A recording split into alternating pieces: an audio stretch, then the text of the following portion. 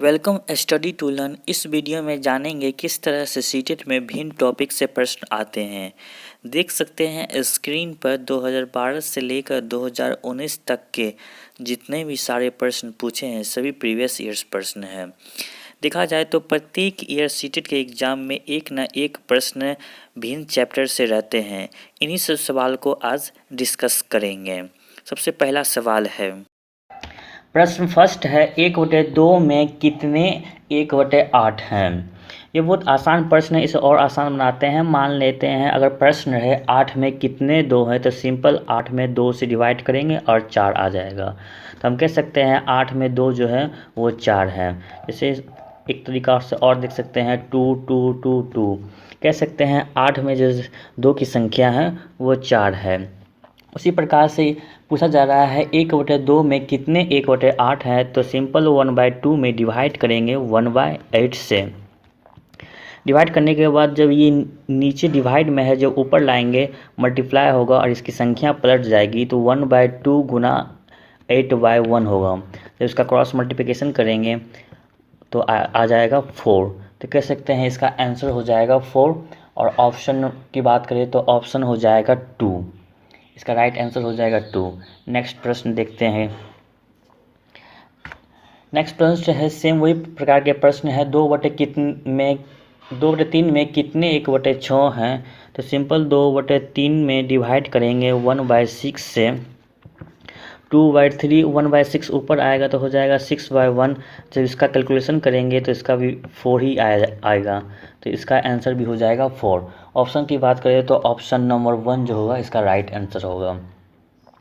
Next प्रश्न देखते हैं। नेक्स्ट प्रश्न है 3.1 में कितने 1/6 हैं। सिंपल इसे भी डिवाइड करेंगे 3.1/3 डिवाइडेड 1/6। जब पूर्णांक को तोड़ेंगे तो 10/3 होगा और जो 1/6 है उसे ऊपर लाएंगे तो 6/1 हो जाएगा। इसका भी कैलकुलेशन करेंगे तो हो जाएगा 20। तो इसका राइट आंसर हो जाएगा 20। ऑप्शन की बात करें तो ऑप्शन नंबर 4। ऑप्शन नंबर 4 इसका राइट आंसर होगा। नेक्स्ट प्रश्न देखते हैं। किसी पिज्ज़ा का 1/4 भाग रेनू ने खा लिया, शेष पिज्ज़ा का 12 बच्चों में बराबर बांट दिया गया। इनमें से प्रत्येक बच्चे को पिज्ज़ा का कितना भाग मिला। जानते हैं ये प्रश्न कैसे बनेंगे। मानते हैं कुल पिज्ज़ा जो थे वो 1 थे। कुल पिज्ज़ा 1 थे और 1 में से 1/4 भाग रेनू ने खा लिया, तो बचा कितना, शेष कितना बचा। शेष बचा 3/4। जब इसको 1 में से 1/4 घटाएंगे तो 3/4 आएगा।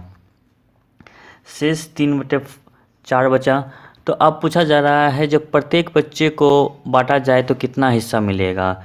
12 बच्चे हैं, प्रत्येक बच्चे के हिस्सा की बात करें तो 12 बच्चे में बांटेंगे तो 3/4 को डिवाइड करेंगे 12 से।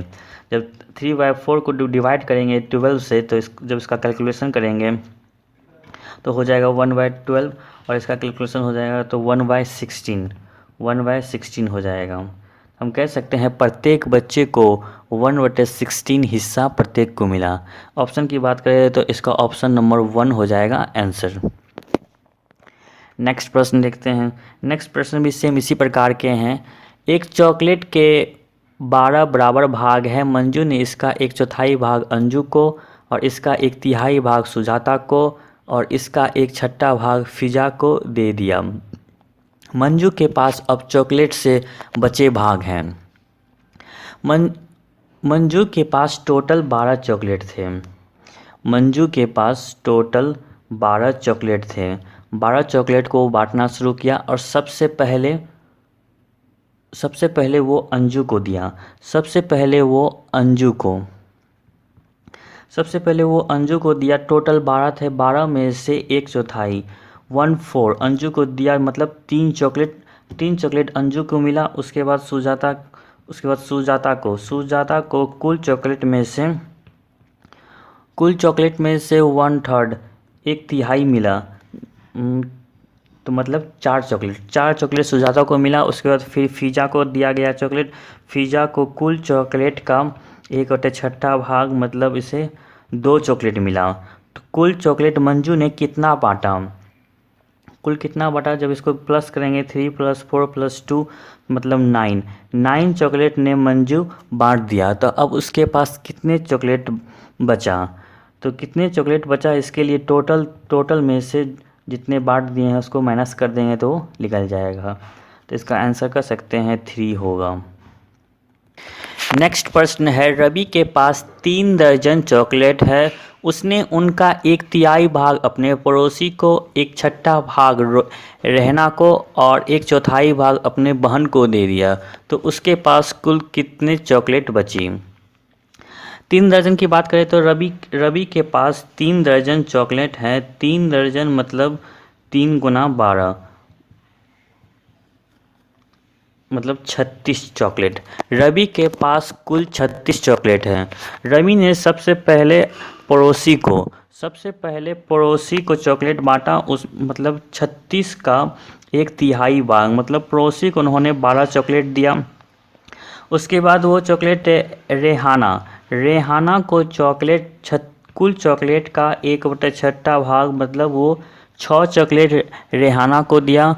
उसके बाद है बहन को रवि ने कुल चॉकलेट का 1/4 भाग मतलब 9 चॉकलेट रवि ने अपने बहन को दे दिया। कुल चॉकलेट रवि ने कितना बांट दिया, कुल की बात करें तो उन्होंने 27 चॉकलेट बांट दिया। आप यहाँ देख सकते हैं, अब 36 चॉकलेट उनके पास थे और 27 चॉकलेट ने उन्होंने बांट दिया। तब उनके पास कितने चॉकलेट बची, 36 में से 27 को घटा देंगे और हो जाएगा 9। तो हम कह सकते हैं अब रवि के पास 9 चॉकलेट बचा। ऑप्शन की बात करें तो इसका ऑप्शन हो जाएगा 1। नेक्स्ट प्रश्न देखते हैं। नेक्स्ट प्रश्न है, सोनू के पास 5 दर्जन टॉफियाँ हैं। उसने उनका 1/3 भाग अमित को, 2/5 भाग अनिल को, 1/12 भाग हमीदा को दे दिया। सोनू के पास बची टॉफियों की संख्या कितनी है। इससे प्रश्न है, सोनू के पास सबसे पहले 5 दर्जन टॉफी थे। 5 दर्जन 5 दर्जन मतलब 5 × 12 मतलब 60 चॉकलेट सोनू के पास थे। उन्होंने सबसे पहले चॉकलेट जो है वो अमित को दिया। अमित को चॉकलेट दिया 60 में से 1/3 भाग मतलब 20 चॉकलेट। 20 चॉकलेट उन्होंने अमित को दिया।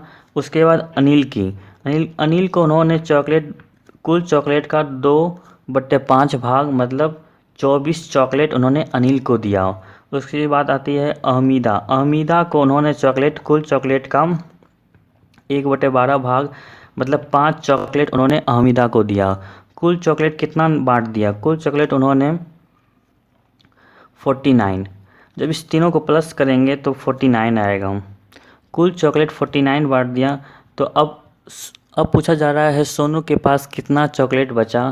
तो हम कह सकते हैं जब 16 में से 49 घटाएंगे तो हो जाएगा 11 चॉकलेट ने सोनू के पास बचा। तो इसका राइट आंसर हो जाएगा ऑप्शन नंबर 2 11। नेक्स्ट प्रश्न देखते हैं। नेक्स्ट प्रश्न है, किसी विद्यालय में 660 विद्यार्थी हैं। इन विद्यार्थियों का 2/3 लड़के हैं। लड़कों की संख्या का 3/4 खिलाड़ी है और लड़कियों की संख्या का 1/4 खिलाड़ी है। तो विद्यालय में कुल खिलाड़ियों की संख्या है। इस प्रश्न में पूछा जा रहा है विद्यालय में कुल कितने खिलाड़ी विद्यार्थी हैं। टोटल स्टूडेंट की बात करें तो टोटल स्टूडेंट पूरे विद्यालय में 660 हैं। टोटल स्टूडेंट 660 हैं। उसमें सबसे पहले हम बॉयज़ की बात करते हैं। बॉयज़ जो हैं वो कुल स्टूडेंट का 2/3 मतलब 440 बॉयज़ हैं। वहीं गर्ल्स की बात करें तो गर्ल्स जो टोटल में से बॉयज़ को घटा लेंगे तो क्या निकल जाएगा, गर्ल्स निकल जाएगा। तो हम कह सकते हैं 220 गर्ल्स हैं। अब प्रश्न बोला जा रहा है लड़कों की संख्या का 3/4 खिलाड़ी है। मतलब लड़का 440 है तो उसमें से 3/4 जो है वो खिलाड़ी है मतलब 330 लड़का खिलाड़ी हैं। वहीं गर्ल्स की बात करें तो टोटल गर्ल्स में से एक चौथाई खिलाड़ी है, तो एक चौथाई का मतलब हो गया 55। 55 गर्ल्स क्या है यहाँ पर खिलाड़ी हैं। तो पूछा जा रहा है कुल कितने खिलाड़ी हैं, इस विद्यालय में कुल कितने खिलाड़ी हैं। तो कुल कितने खिलाड़ी हैं, तो 330 प्लस 55 दोनों को जोड़ देंगे तो हो जाएगा 385। 385 तो टोटल स्कूल में खिलाड़ी की संख्या 385 है। तो इसका ऑप्शन की बात करें तो ऑप्शन नंबर हो जाएगा 2, इसका राइट आंसर हो जाएगा 2। नेक्स्ट प्रश्न देखते हैं।